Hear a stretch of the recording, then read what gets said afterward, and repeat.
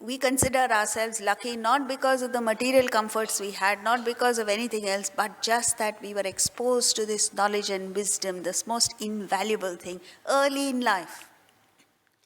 Early enough so that we had the opportunity to take to this path and benefit from this knowledge. Otherwise, we would have been like anyone else. Not that we, please don't get me wrong, I'm not saying that we've reached any great heights, just the exposure to the knowledge. Inspired conversation. We were introduced to books by Swami Ramatirtha, Swami Vivekananda, explained these things at home, at bedtime stories. When we woke up in the morning, the grandfather used to collect us, all the grandchildren together, and tell us inspiring stories. It is this that remains with you. And then when you're a teenager and you're tempted by various things in the world, what helps is not rules and regulations.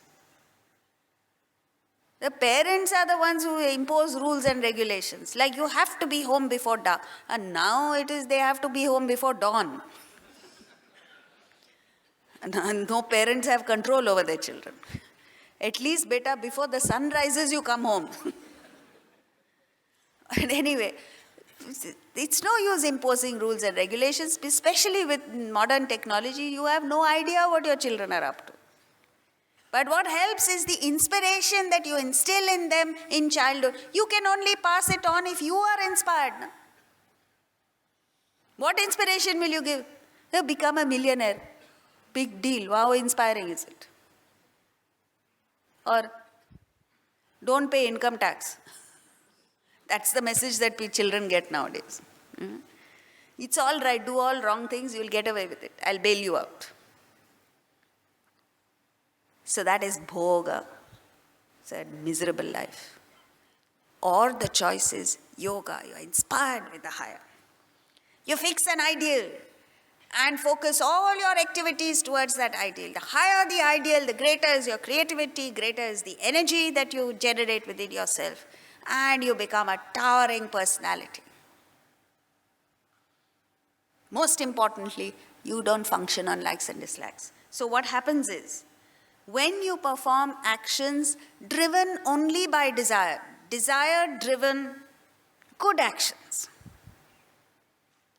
you cultivate more good vasanas. Vasanas, as we've all seen earlier, is unmanifest desire.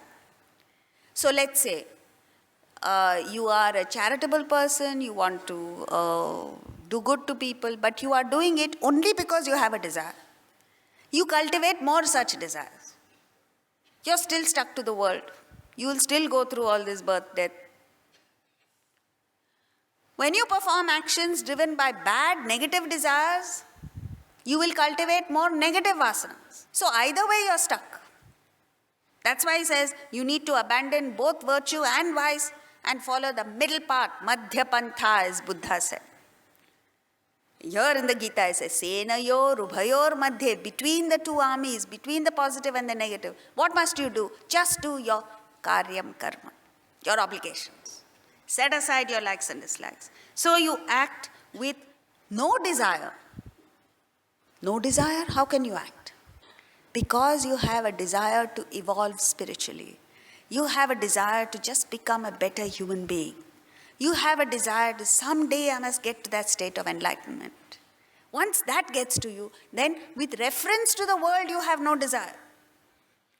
The desire for enlightenment is beyond the world.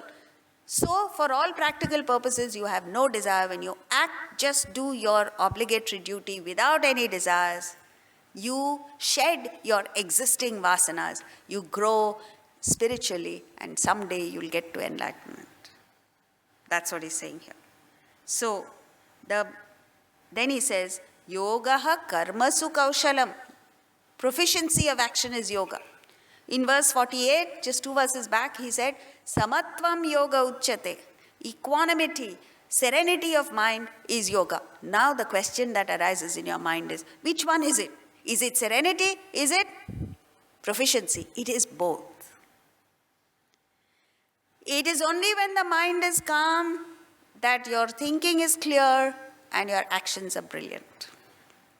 If the mind is agitated, you can't tap into your own talent, and knowledge is inaccessible to you, and actions become flawed.